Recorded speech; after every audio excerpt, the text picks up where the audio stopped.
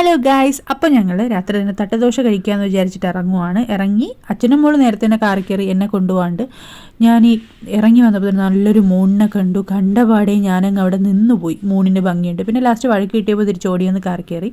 അതിന് ശേഷം ഞങ്ങളിതാ തട്ടുകട എത്തിയപ്പോൾ തന്നെ നമ്മുടെ കുഞ്ഞുമണി ഉറങ്ങിപ്പോയി. ഉറങ്ങിയ ആളിനെ വിളിച്ചുകൊണ്ടെത്തിയപ്പോൾ കുറച്ച് സമയം പരിസരബോധവും ഇല്ലാതെ എവിടേക്കോ വായി നോക്കിയിരിക്കുന്നുണ്ടായിരുന്നു.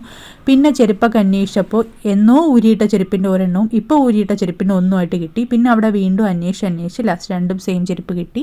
പിന്നെ നമ്മൾ ദോശ, രസവട, പപ്പടം അങ്ങനെ കുറച്ച് തട്ടുദോശ കഴിച്ചിട്ട് ഞാൻ ഒരു ആവശ്യത്തിൻ്റെ പുറത്ത് ഒരു സണ്ണി സൈഡ് അപ്പ്, അതായത് ഒരു ബുൾസ പറഞ്ഞു.